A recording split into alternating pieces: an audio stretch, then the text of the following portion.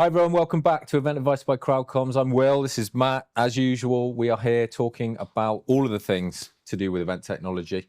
Today we're going to be talking about registration and the effort and energy that you kind of communicate via your registration, whether that seeps down into how the audience are going to engage and react to what's going on. So Matt, I'm going to start with a question. How quickly do people decide how seriously to take an event, do you think, when they're landing on a registration website?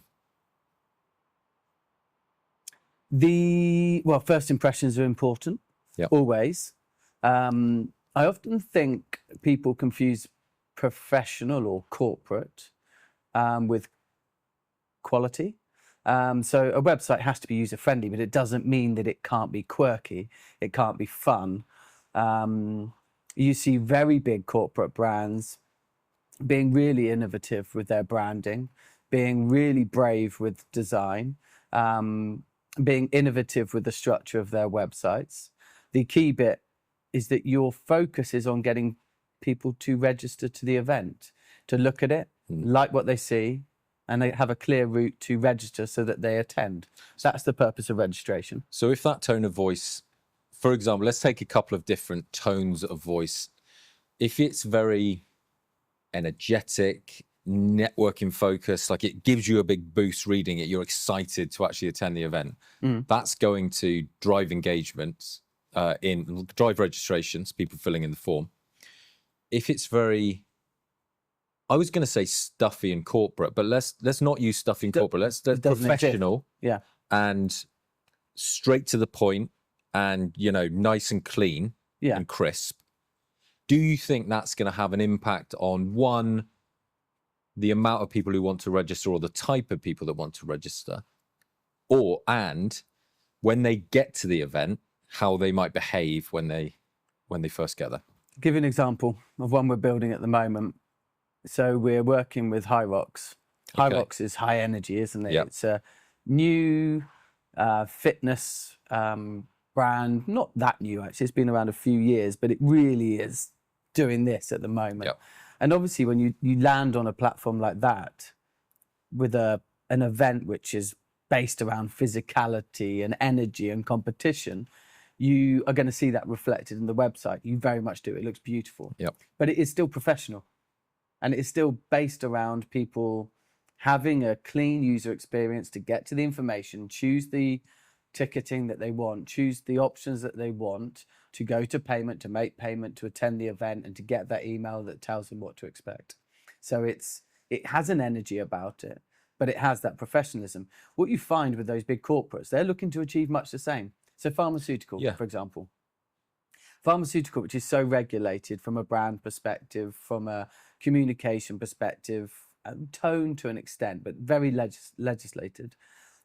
They still want to create innovative, fun, high energizing websites. So I think we're seeing less of the stuffy and a lot more of those sites where people are given creative freedom to really go for it.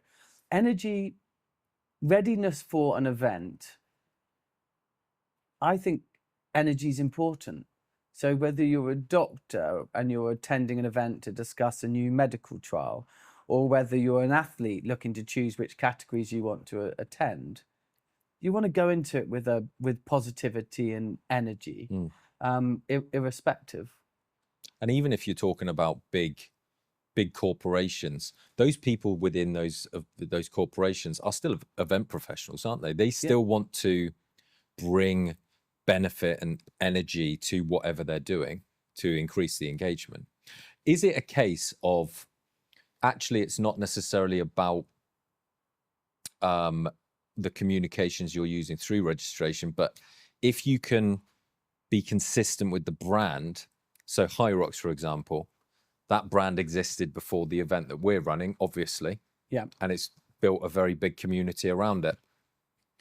If they landed on the registration and they felt like, oh, this doesn't quite feel like a Hyrox site, it looks a bit janky, it looks, the tone's all wrong, the font looks different, this is not what I'm used to. Do you think then perhaps you might get a bit less engagement because it's not brand enough? Well, yeah. Yeah. That's the key, isn't it? So we had an organization come to us, a business based in New York. They were building all of their sites from scratch, their event sites, and using the same tools that they're using for their main marketing website. And that's incredibly expensive. It's incredibly time consuming. But they're doing it because they want to replicate their brand. They came to us and said, we're doing it this way because we've spoken to all the event tech companies and they can't get close. Right. We said, okay, give us a day and we'll send something to you. They came back and literally like, this is close. Yep. Within a day of just prototyping it out. That is what they want.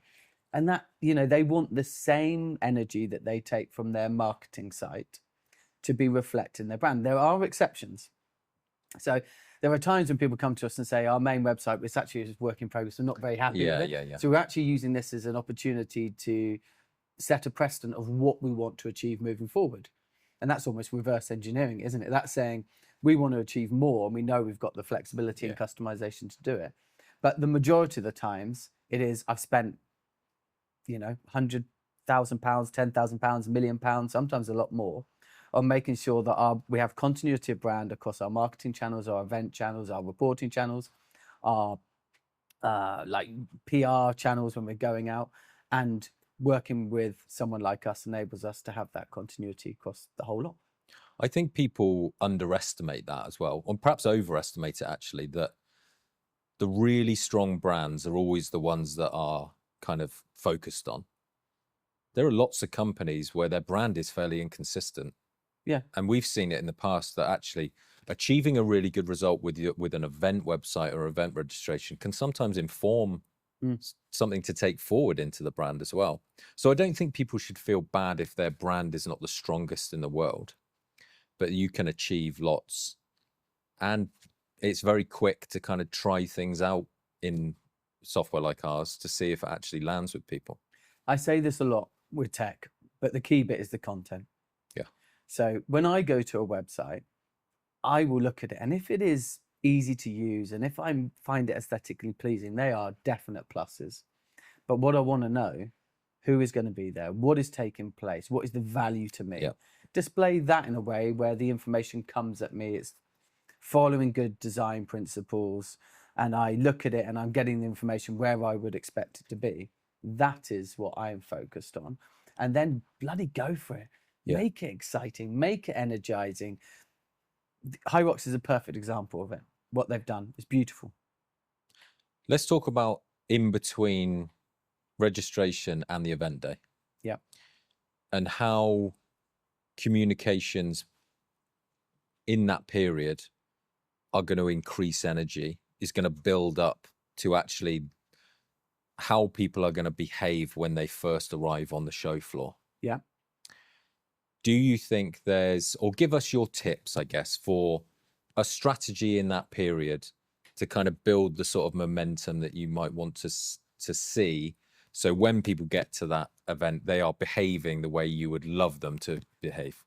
Well, the key bit is making sure that you listen to their responses at registration and you tailor a comm strategy between registration and the event that is tailored to their responses. Yeah. So we might have 100 emails that are scheduled to go out between registration and the event. I know that sounds like a lot, but I might only get 10 of them. Yeah. I'm getting the 10 that are relevant because at registration, I've said, I'm interested in these topics. I'm interested in meeting these types of people. I'm interested in doing these social things. Don't bombard me with the other stuff. So I think it's about on personalization of content will generate the right buzz. If you listen to someone, you can give them the information that is going to get them energized, excited, and as importantly, ready to get to that event and engage with the right people, engage in the right content, and get the most out of that experience. Because I think we've all been there, right? We've seen probably both sides of it. Some, you register, there's a big gap before the event day, you hear nothing, you're kind of a bit uncertain when you get near to that event that I don't know what this is going to be like. I haven't actually, I registered for it ages ago and now I'm going to it. And also the flip side of that is I've been absolutely bombarded with Come on, useless content. 99% of the time it's bombarded. Yeah.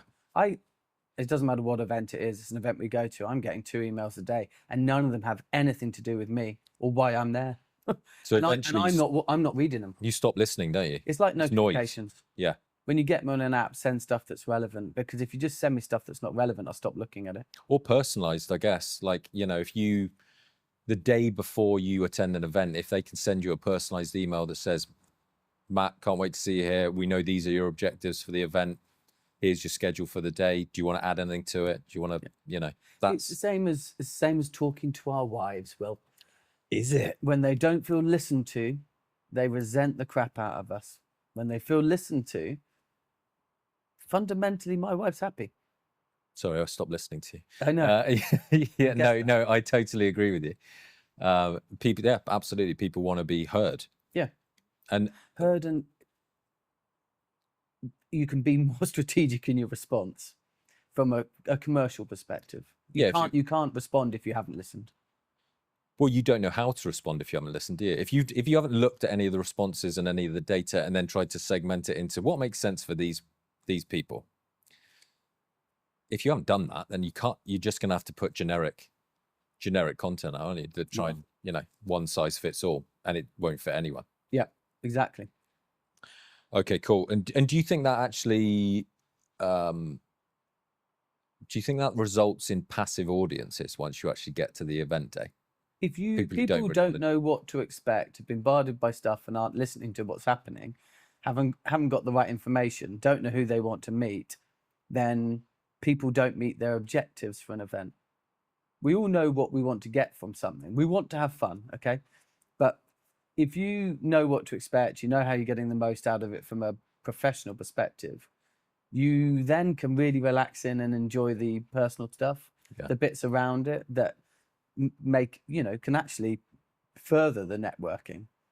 Sometimes if I go somewhere and I don't feel I've maximized it, when I get to the networking, I'm actually in a bit of a funk, and because I'm thinking, blimey, I didn't have great appointments today, or I didn't meet the people I wanted to. And it affects how I approach the networking, like the social element of it, the dinners, the activations and things. So if you get the fundamentals right, you put people in the best place to go and enjoy the personal time as well, which is the engagement and the fun. I guess it's a bit like digital UX in a way that the more cognitive load you add on, then the more periods of time there are little moments you have to think about, what am I going to do next? Or what am I here for? Or what do I do? Is you stopping and thinking and just adding to that cognitive load all of the time. The human experience is everything that a planner is thinking about. The good ones, and there's loads of them, they're focused always on that human experience, and the digital journey just facilitates those human experiences. Do you think people are doing personas? Like, so in my job, you would write 3, 4, 5 personas of, and thinking about the happy path, the ideal journey for each of those different types of people. Yeah. Presumably event planners are doing that. Absolutely. Yeah. Take it in its most rudimentary form. When you say to someone, tell me the people you're coming. So, well, we've got our delegates and this is what they need out of it. We've got our sponsors, we've got our partners, we've got our VIP, we've got our executive team.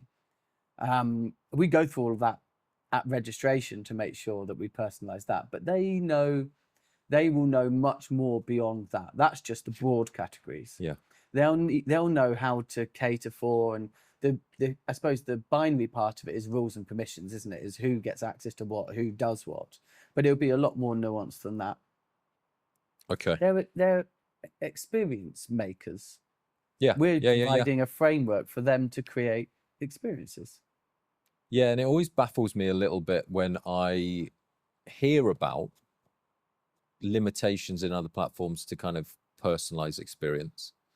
That's almost, you know, there are fundamentals that we have to consider. Data reporting, personalization is right up there. Yeah. Because you cannot run an event and not segment your audience into, I want this type of person to have this sort of, this is the best event for this sort of person. This is the best event for that sort of person. Be able to show them different things and drive them down different avenues seems like a fundamental. It is, and it's the reason we're winning lots of business Yeah. because we do it really well, and it facilitates the right type of collaboration and engagement. Do you think it reduces anxiety and things like that? If you've been communicated well and you feel comfortable in the planner or the brand or the company that's running the event, do you think it reduces your anxiety? Of course it does, because you feel prepared. Yeah. You know what to expect. Golfers, okay, they don't get anxious over a big putt because they've rehearsed it. They're prepared for it. Yeah. They've done it 200,000 times on the putting green. Turning up at an event, knowing you're meeting the right people, knowing you're at the sessions that you want, knowing that you're entertaining, you're ready, you know where to go. That just enables you to do what you need to do at that event. Be ready for it, be prepared. Well, I guess, so take my character, for example. I'm reasonably sociable in some regards, but I could do with help in the introductory side of things. So lining up conversations for me ahead of time. Both of us lack a bit of horsepower to keep going. Well, I think you're very, very good at it. Like you could talk to anyone. I can talk to anyone. I just need to then lie in a dark room and recover. I mean, me having to recharge. Yes. I need recharge. I pretend everything's fabulous. I'm absolutely exhausted, and then I need a bit of recharge. You're perhaps less good at pretending everything's fabulous. Yeah, I think I've got to the point in my life now where I'm kind of happy to just say, God, I feel awful. I'm gonna walk, or not even say, just walk away and have 5 10 mid conversation. I'd really love to hear what you're doing, and then it's like, so and I'm off. Do you know what I need to? I'm gonna leave. I'm just gonna leave at the moment. Good. All right. So to summarize, 5 things that you could do to set the tone at your event. First impressions. I mean, we're talking about registration, so make sure that it reflects your event, that you're clear and concise with the ticketing, the options, what people should expect. So that's the content. Yep. Make it easy for people to use so that you're being efficient with their time. And then you can definitely create a buzz through your creativeness around the design and how you implement your brand and your assets. We're very fortunate because we've got complete flexibility of that in our tech suite. Yeah. Clarity creates confidence is 3 words I've got written down on the card here. That's not my. Are you suggesting that's better than what I've just said? No, because it's actually the next point. So first impressions count. You've ticked that box. Yeah. Definitely. Thank you. Wonderful response. Thank you. Clarity creates confidence. I think what we're getting at there is a nice, clear form, reasoning behind the things you're asking. I'm confident that this event is actually going to give me what I want. What you see is what you get. If you see it, say it. Catchphrase. What was his name? Roy Walker. I was going Bob Holness, but that was what was that? Bob Holness did Gold member. Oh my goodness! Blockbusters. Blockbusters. Yeah, you've got to be of a certain age. I'll have a pee, please, Bob. Yeah. Oh, pee, please, Bob. Yeah. That was good. Loved it. Why would that be moved off TV? I think they did bring it back at one point. But we weren't. About 10 years ago. We were at work. Kind of. Everyone who watched it was at work. It fell in a period where we were actually earning money rather than just bumming around doing nothing. I'd watch it if it was back on an iPlayer though. I think it used to be on children's TV though, didn't it? Like in the, on the block of children's television. As you get older and older and older through the day, and we come home from school and it was like 4 or 5 o'clock. It was, yeah. That would be in that sort of slot. Yeah. Then you'd get like Fresh Prince, Bel-Air, and. Do you think the grannies and granddads that were watching it are now just watching reruns of stuff on Netflix instead? So it's just no place. I wonder if. No, because game shows up. It's almost wall to wall. I think there's a TV show that's just game shows. Yeah. Okay. A TV channel, I mean. Yeah. Good. Game shows are everywhere. Yeah. There's some good ones about Clarity. as well. Confidence. That was a very clear answer. It's clear. See, imagine if a registration form went absolutely all over the place like that. That little You always piece. say that our tech enables you to build anything, whether it's right or wrong, and our conditional logic can take you a million different ways. That is one of the things, one of the mantras we live by is we have to allow people to do things we would disagree with if we were doing it ourselves. Yeah. So you have to have the flexibility. But then have So the if you want to make a guidance. mistake, Yeah. the tools are there for you to make a mistake. We don't want to stop you Yeah. doing what your dream is. Good. Calm beats urgent. So let's say like Calm. and let's talk about timescales in registration. So calm is an interest. Strategic beats urgent. So you might have stages of registration where you want to maximize revenue, or you want to encourage the most, a surge of completion of form. So I think being strategic beats being urgent. You can create urgency through strategy. So I don't know if calm's always having a process and a strategy always beats kind of last minute urgency. Here's a question for you. And I don't know if you'll be able to answer this really. I'm sure you'll have a good go at it. Yeah. And I'm sure event planners out there are putting kind of research into this. But there is presumably an optimum time to ask for a registration. Like you don't want it to be... Depends on the event, doesn't it? Years in advance. Depends.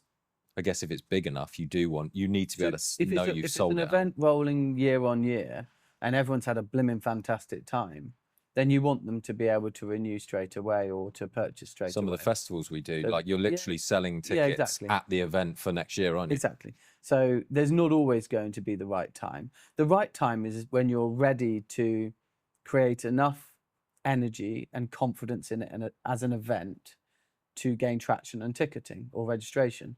And sometimes you might need to know the speakers that are going to be there. You might need to know the location, or you should need to know the location before you can really generate that intrigue, that interest. And then other times where we know the event's taking place in the same place year on year, like we register to IMEX well in advance because we understand what we get from it, and so we can prepare well in advance. It's different. Yeah, good. Design signals quality, strong UX. Always. I'm pretty sure I agree with that. Well, you need to have good design. You can let yourself down. Form over function. Yeah, function's critical. If it looks function amazing, with the design always trumps function without. If it looks amazing, but you can't find the register now button, or like the form is hugely convoluted and you don't know why you're filling in most of it. Yeah, but it looks great.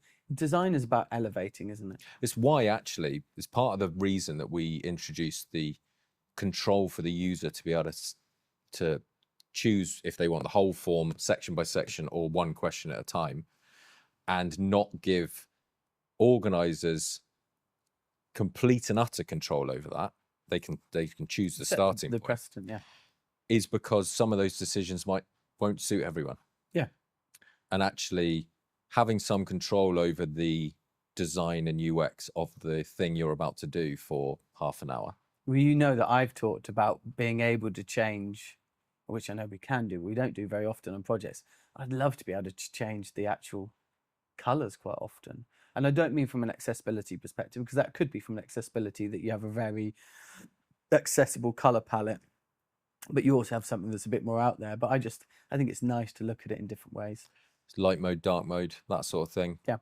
But I don't mean from an accessibility perspective. I mean just because I wanted to see it in a different way. Yeah, I know. I think it's a good point. Yeah. I know you can change languages. I know we can drop down and change the form. Change the font size. Yeah. You can change the layout, completely change the layout, to be honest, with that accessibility feature. But like, yeah, you said. Pre-event energy equals on-site energy. Do you think an event which is very low touch is going to result in people not being pumped for the day? I I think you can affect that closer to the event, if I'm honest. That doesn't mean you don't set the tone at registration, but you can see events where they don't set. No, I don't want to give that example because it's being nice and nasty at the same time, so I don't want to do it. But you could have an event that maybe keeps it very much decision making, response gathering, and uses that information to create the energy at the event. So when you turn up, the experience on the app is that personalized. It doesn't have to continue all the way through, is what I'm saying. I went to an event.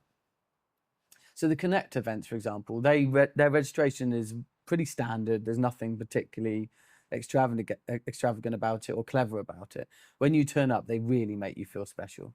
And you walk in and there's an energy about it. Sometimes the on-site badging can diminish that joy, if I'm honest.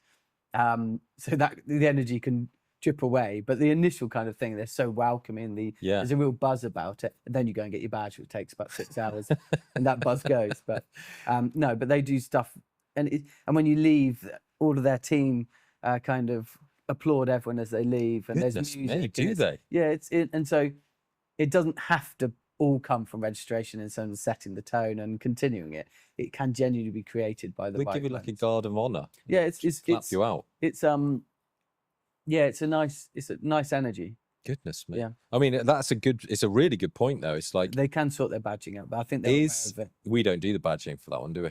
No. Which is why. I do think probably, look, there's only so far technology can take you with that sort of thing.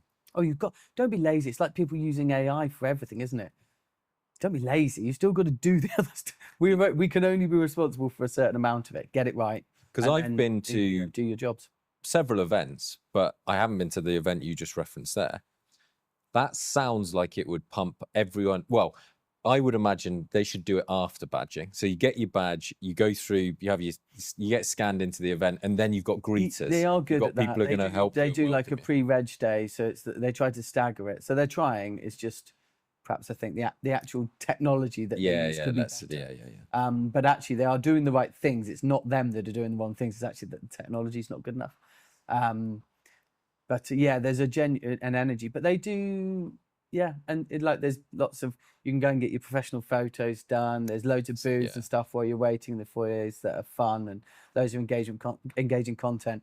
They do this thing where they have like puppies and kittens there.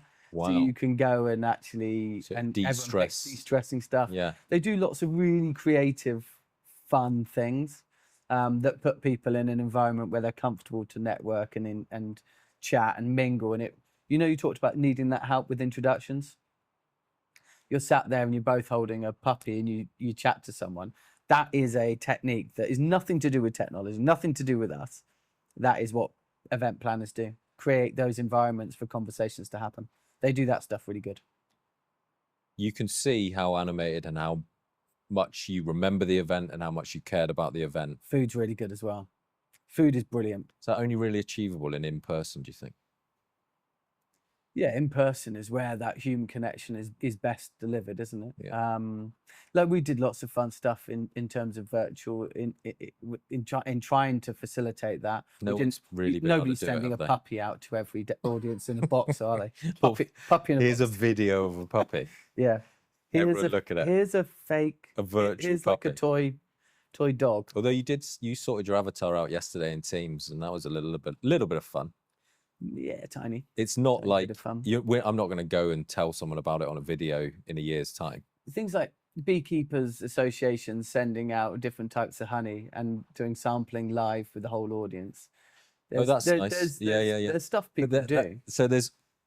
I'm interested in that because there's always, although that's a virtual activation, that's still a physical, tangible thing. Just imagine one of those members saying, "I don't like honey." Yeah. Just imagine the scorn from the other associate members. Do you know what? I really like honey, but I never eat it. I like to cook with it. Yeah. I use it for cooking lots. Yeah. And I do like it. I like it on porridge. I would go Greek golden honey, syrup. Plain Greek honey with jam. With honey. But it's the natural sugar and honey. Like it's never my go-to. I would like it to be my go-to, but like I just never reach for the honey. Yeah, okay.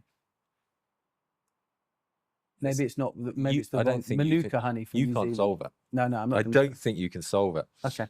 Maybe I'll just make sure I eat it regularly, and then I'll just get into it. Yeah, do it. I know my dad loves it. My granddad was a beekeeper. Was he? Didn't know that about your dad. I only remember one thing. My granddad was a beekeeper. Yeah, I only remember one thing about your dad with food. Beans in a bowl. In a bowl. I mean, I love. So, interestingly, another tangent for us. I like beans on toast. Yeah. Checker potato and beans. Yeah, love that. But I will never put my beans on my toast. What about your breakfast? How protective are you of the bean area? Yeah, I do like a partition. Alan Partridge would say, you need a breakwater between use a sausage as a breakwater between the beans and the egg. I do. I don't want to mix those two things. Beans and egg can't. No, they can't. They don't go together. Because I like beans on toast, but I also like to put my egg on toast. So I will have two halves of toast, and I'll use one which stays the bean side, and then the other one, and the egg will be the other side of that. Yeah, you've got to have a divider. Mm. The mushrooms can go either way. They can go over that breakwater, but you don't want the juices to collide. Never used to like mushrooms. I know. I flipping love. Now you love them, don't you? Absolutely obsessed with mushrooms. Yeah. Good vitamin D as well. Good. Anti-carcinogenic, I believe, as well. Are they? Yeah. That's good for a hypochondriac like me to know that sort of information. Yeah. Well, I'm here just to support you. I don't even know if what I've said is true, but it was said to help you. I had, you might know what it's called. I don't know what it's called anymore. Lady of the Wood mushroom at the weekend. It's like a really big, meaty mushroom. Yeah. On a roast dinner instead of the meat. Ooh. It was really good. We've really gone off on a tangent. Okay. So back to advanced advice. Tony's like shaking his head. When Tony's upset with what we're talking about, we know we're in trouble. Sutz has been shaking the head for about the last 20 minutes. You need a bell or a light or something, Sutz, to kind of come on then. Back on track. Move on. Wrap it up. Okay, just to summarize then. So first impressions set the effort level. Clarity creates confidence. Calm beats urgent. Design signals quality some of the time. And pre-event energy equals on-site energy. We agree that energy is an important factor within registration. Yeah. Wonderful. All right. Thank you very much. Look, I'm not going to do a big goodbye, but thank you very much for watching. Like, subscribe. Comment. I don't know if do we have comments turned on? We've got we comments have comments turned on, couple of comments, but wonderful. Yeah. How do you? So let's focus the comments.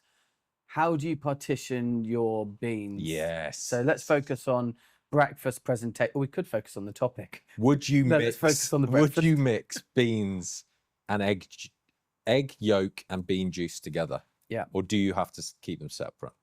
Good. Excellent. And where do you stand on homemade beans? For me, it's always got to be a tin of beans. Ranch beans. I do not like going to a cafe or a restaurant where they've made their own. No, beans. I want Heinz or Branston beans. Yeah. But at home, I will quite often make my own beans instead of like chili. So I do like. Look, if it's a dish that can go off piste a bit, that's fine. Yeah. I do not want you making homemade beans when I have a fry up in your house. I won't do. Also, interesting fact on fry ups. The Welsh, if I use the term fry up in Welsh, not in Welsh, in Wales, they will think I'm talking about bubble and squeak quite often. Yeah. Not a fry up. They'll call it a Welsh or English breakfast. Good. Thank you for watching. We will see you next time. Goodbye. Bye-bye.